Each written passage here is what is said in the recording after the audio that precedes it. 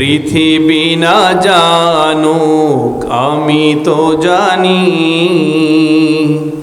পৃথিবী না জানুক আমি তো জানি, আমি কি পাপ করেছি হায়।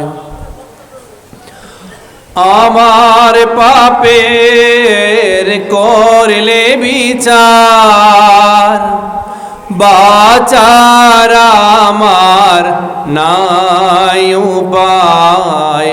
দয়াময় প্রভু মাফ করো আমায়,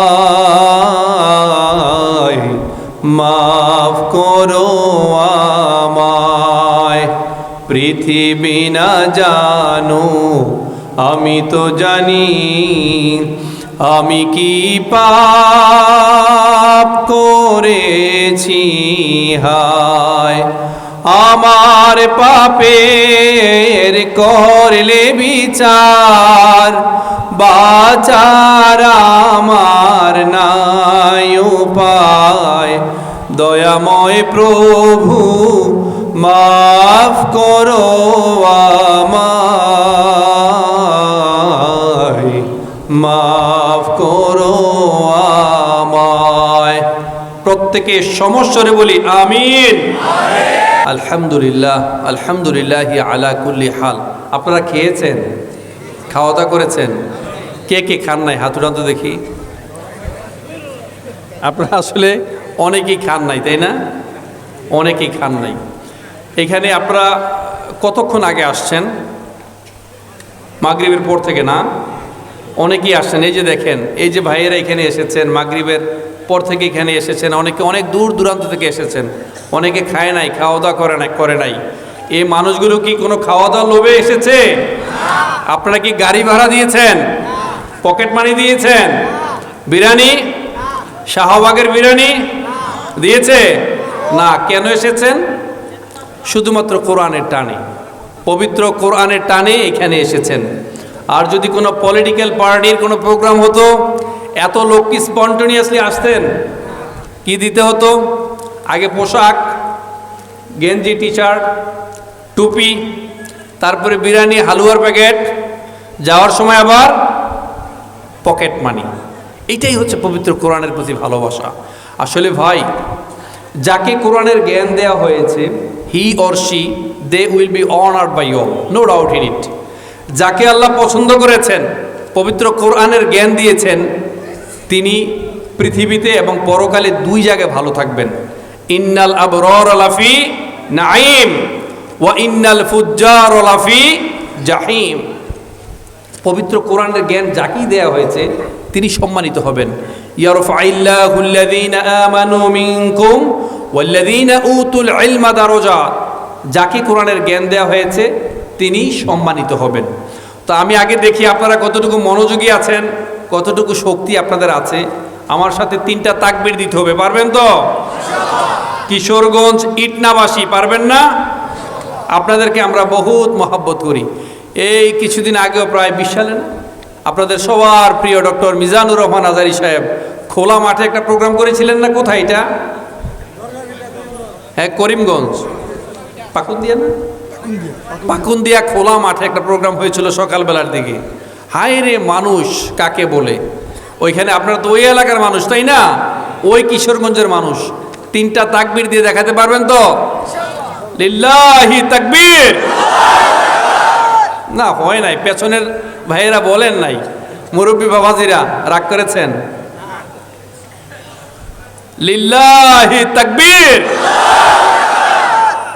এবার কিন্তু চূড়ান্ত। হ্যাঁ, একটু দেখি। আসলে যারা বাম রাম তারা সব পছন্দ করে। পছন্দ করে না শুধু আল্লাহ আল্লাহ নামটি, পছন্দ করে না আজানের ধ্বনি, আল্লাহু আকবার ধ্বনিতে আকাশ বাতাস যখন প্রকম্পিত হয়ে ওঠে, আকাশ বাতাস যখন মুখরিত হয়ে ওঠে, তারা এই শব্দ শুনতে পারে না। আপনারা দেখিয়ে দেন, শুনিয়ে দেন সর্বশেষ আওয়াজ, দেহ মনের সমস্ত শক্তিকে একসাথে করে উচ্চ স্বরে সবাই বলুন লিল্লাহি তাকবীর। মাশাআল্লাহ, মানুষ বুঝতে পেরেছে ইউ অল আর হিয়ার, আপনারা এখানে আছেন, খুব ভালো লেগেছে। আমরা আল্লাহর কাছে কায়মন বাক্যে প্রার্থনা করি আজকে যারা এখানে এসেছেন অন্তত একটা নিয়ত করেন, যার যেই অভাব, কারো রিজিকের সমস্যা, কারো বাচ্চা কাচ্চা সমস্যা, কেউ অসুস্থ, প্রত্যেকের জন্য দোয়া করব এবং একটা নিয়ত নিয়ে আমরা এখানে বসি। খুব গুরুত্বপূর্ণ বিষয় আজকে কথা বলা হবে। আমি দোয়া করছি আমাদের প্রিয় মোহাররম ভাই, তাই না, যিনি আজকের এই প্রোগ্রামকে অ্যারেঞ্জ করেছেন, যুবক কচিকাঁচা যারা আছেন যেখানে অর্থ দিয়ে বুদ্ধি পরামর্শ দিয়ে বিভিন্নভাবে সহযোগিতা করেছেন, তাদের জন্য আমি অন্তর থেকে দোয়া করি। I pray for them from the core of my heart. দোয়া করি আমার প্রিয় সাজু ভাই আলেম প্রিয় একটা মানুষ। এ এলাকায় যত বড় বড় স্কলাররা আসেন, বড় বড় বক্তারা আসেন, সাজু ভাইয়ের মাধ্যমে আসেন। আমি ভাইয়ের জন্য খাস করে দোয়া করি আল্লাহ যেন তাকে প্রত্যাশা এবং প্রাপ্তির মাঝে কোনো ঘাটতি না রাখেন। সবাই বলে আমিন। তো ভাইয়েরা, আমাকে আপনারা সবাই এক বাক্যে বলুন, পেছনে শব্দ কিসের? ভলান্টিয়ার্স ভাই যারা আছেন, পেছনের শব্দ যারা করেন একটু থামাতে হবে। এত শব্দ কেন? আপনাদের জায়গা না হলে একটু সুন্দরভাবে শৃঙ্খলার সাথে বসে যান, দয়া করে উল্টাপাল্টা কিছু করবেন না, কেমন? আপনারা সবাই রেডি তো? আচ্ছা, আমরা সবাই আল্লাহর কাছে ক্ষমা চাই না? জান্নাতে যেতে চাই না? এখানে এমন একটা লোক দেখান যার কোনো গুনাহ নাই, যার কোনো পাপ নাই, দেখাতে পারবেন? তার মানে প্রত্যেকে আমরা উই অল আর সিনার, আমরা প্রত্যেকে পাপী। প্রথমেই স্বীকৃতি দেবেন যে আল্লাহ আমি সবচেয়ে পাপী, আমি গুনাহ করেছি, আমি অন্যায় করেছি, আমি পাপী। প্রথমে সারেন্ডার করবেন আল্লাহর কাছে যে আপনি গুনাহগার। এবার আমাকে বলেন, প্রতিদিন 5 ওয়াক্ত সালাত শেষে আপনি কিন্তু আল্লাহর কাছে কায়মন বাক্যে প্রার্থনা করেন যে আল্লাহ আমাকে ক্ষমা করে দেন। আপনি কিন্তু ক্ষমা চান, তাই না? ক্ষমা পেতে চান। তা আমি দেখি আমরা ক্ষমা আসলে পাওয়ার যোগ্য হয়েছে কিনা, আমরা ক্ষমা পাবো কিনা। অত্যন্ত গুরুত্বপূর্ণ একটা টপিক নিয়ে আমি আজকে কথা বলবো, তা হচ্ছে ফরগিভনেস অ্যান্ড সেলফ কারেকশন। ক্ষমা এবং আত্মসংযোজন। আত্মসংশোধন, কি বলেছি? ক্ষমা আর আত্মসংশোধন, এই দুইটা বিষয় নিয়ে আজকে আমি কথা বলবো ইনশাআল্লাহ বিইذনিল্লাহ। আচ্ছা, প্রতিনিয়ত 5 ওয়াক্ত সালাত শেষে আমরা আল্লাহর কাছে কায়মন বাক্যে যতবার নিজের ক্ষমার জন্য প্রার্থনা করি, ততবার কি মানুষকে ক্ষমা করতে পারেন? মানুষকে ক্ষমা করতে পারেন?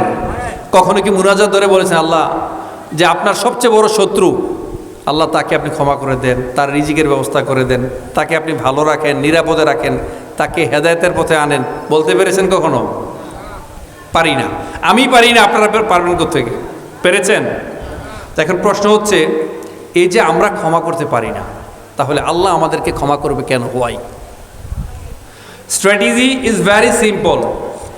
If you wanna forgiveness from Allah subhanahu wa ta'ala, first of all you will have to know how to forgive others. আপনি যদি ক্ষমা পেতে চান, আপনাকে আগেই জানতে হবে কিভাবে মানুষকে ক্ষমা করতে হয়। সুবহানাল্লাহ বলবেন না? আপনি যদি মানুষকে ক্ষমা করতে পারেন তবে আপনি ক্ষমা পাবেন, এটা হচ্ছে শর্ত। এই শর্তটা কি মনে থাকবে? আপনি যখনই মুনাজাত ধরবেন কখনই নিজের জন্য আগে চাইবেন না, কখনোই না। আগে মানুষের জন্য চাইবেন, আগে আল্লাহর প্রশংসা করবেন। আগে কতক্ষণ সূরা ফাতিহার স্টাইলে আগে কতক্ষণ আল্লাহর প্রশংসা করবেন, এরপরে মানুষের জন্য দোয়া করবেন, এরা আপনি যে পাপী, এরপরে এটা বলবেন, তারপরে আল্লাহর কাছে কিছু চাবেন। পারবেন না ভাই? পারবেন। আসলে আমরা তো মানুষকে ক্ষমা করতে পারি না, বরং অনেক ক্ষেত্রে দেখা গিয়েছে সুযোগ পেলে আমরা গীবত, শিকায়াত, হিংসা, বিদ্বেষ, পরচর্চা, পরনিন্দা, পরশ্রীকাতরতা, এই যে একটা অসুস্থ প্রতিযোগিতায় আমরা গা ভাসিয়ে দিয়েছে, আমরা হাবুডুবু খাচ্ছি। আমি কি ভুল বললাম? প্রতিনিয়ত মানুষের গীবত, হিংসা, বিদ্বেষ আমাদেরকে কিভাবে কুরে কুরে খায়, আমরা এটাই দেখব। অবশ্যই এক্ষেত্রে আমাদের সম্মানিত কিছু আলেম ওলামাও কিন্তু কম বনে যান না। আল্লাহ ক্ষমা করে দিলেও মৌলবী কিন্তু ক্ষমা করতে পারি না, তাই না ভাই? আল্লাহ ক্ষমা করে দিয়েছে বান্দাকে, আমি মাফ করে দিলাম, কিন্তু অনেক আলেম ওলামা আছে, সাধারণ মানুষ থাক দূরের কথা, অন্য আলেমরাও ক্ষমা করতে পারি না, তাই না ভাই? আমি হকের ডিলার, আমি সবচেয়ে সহি, আমি সবচেয়ে ভালো, ওই লোকগুলো সব বাতিল। আছি না আমরা ভাই? এটা আমরা করি। আপনারা সবাই ইব্রাহিম আলাইসাল্লামের নাম শুনেছেন না? সৈয়দনা ইব্রাহিম আলাইসাল্লাম, তিনার একটা বৈশিষ্ট্য ছিল, যখন খাবার রেডি হতো তিনি কখনো একা খেতেন না। কিভাবে খেতেন না? কথা বুঝতে পারছেন না আপনারা? একটু জোরে বলেন। একা তিনি খেতেন না। যখন রান্না হতো তিনি সবসময় চৌরাস্তার মাথায় গিয়ে দাঁড়িয়ে থাকতেন। যদি কাউকে পেতেন নিয়ে এসে একসাথে খাইতেন। একদিন সারাদিন দাঁড়িয়ে আছেন, কাউকে পাচ্ছেন না, একেবারে দিন সায়ান্নে একজন জীর্ণ শীর্ণ সারা দেহে ধুলামাটি তাকে পেলেন, তাকে নিয়ে আসলেন খাবারের জন্য। ইব্রাহিম আলাইসাল্লাম তিনি খাবার খাচ্ছেন, বিসমিল্লাহির রহমানির রহিম বলে খাওয়া শুরু করেছেন, কিন্তু যিনি আসছেন তিনি আল্লাহর নাম স্মরণ করে খাবার শুরু করেন নাই। সাইয়েদনা ইব্রাহিম আলাইসাল্লাম বললেন, কি ব্যাপার, আমি আল্লাহর নাম নিয়ে খাওয়া শুরু করলাম, তুমি তো আল্লাহর নাম নিয়ে খাবার শুরু করো নাই। তখন ওই লোকটি বলল, হে আল্লাহর নবী, আমি তো, আপনি যেই আল্লাহর উপাসনা করেন, ইবাদত করেন, আমি সেই আল্লাহর ইবাদত করি না। আমি একজন অগ্নি উপাসক। কি উপাসক? একটু কথা বলতে হবে। তিনি কি উপাসক ছিলেন? আগুনের পূজা করত। সহজ ভাষায় কি? আগুনের পূজা করত। যদি একটু মনোযোগী হতে পারেন, আসলে আপনি কি আউলিয়া না আপনি দেউলিয়া হয়েছেন, আজকে আলোচনার শেষে বুঝতে পারবেন। আপনি কি আউলিয়া না দেউলিয়া হয়ে যাচ্ছেন সেটা বুঝতে পারবেন, একটু মনোযোগ দিবেন। তিনি যখন বললেন যে আমি তো অগ্নি উপাসক, আমি আপনার আল্লাহর সৃষ্টিকর্তার ইবাদত বন্দেগী করি না, সাথে সাথে ইব্রাহিম আলাইসাল্লাম প্লেটটা নিয়ে ওনাকে ভাগিয়ে দিলেন। আসলে নবীদের এই যে ঘটনাগুলো, এগুলো আমাদের জন্য একটা রহমত, বরকত, আমাদের জন্য শিক্ষা। এটা নবীদের দোষ নয়, এটা নবীদের ত্রুটি নয়, ঠিক আছে? আল্লাহ তাআলা নবীদের মাধ্যমে আমাদেরকে শিখিয়েছেন। তিনি যখন চলে গেলেন তখনই ফেরেশতা চলে আসছেন, জিবরাইল আলাইহিস সালাম চলে আসছেন। এসেই বললেন, আল্লাহ পাঠিয়েছেন নবী, এই লোকটাকে আল্লাহ তাআলা ৮০টা বছর খাইয়ে রেখেছে, তাকে জীবিকা দিয়েছে, তাকে রিজিক দিয়েছে, বাতাস দিয়েছে, আলো দিয়েছে, পৃথিবীতে থাকার মতো সুযোগ করে দিয়েছে, আর আপনি তাকে একবেলা খাওয়াতে পারেন নাই। নবী মানুষ, তিনি তো বুঝতে পেরেছেন। সাথে সাথে তিনি ওই লোকটাকে খুঁজে বের করে এনে আবার খাওয়ালেন। আমাদের জাতীয় কবির নাম কি? আরেকটু জোরে বলেন। কাজী নজরুল ইসলাম কবিতা লেখলেন, ৮০টা বছর কেটে গেল আমি ডাকিনি তোমায় কভু, আমার ক্ষুধার অন্ন তাই বলে তুমি বন্ধ করনি প্রভু। মাশাআল্লাহ বলবেন না?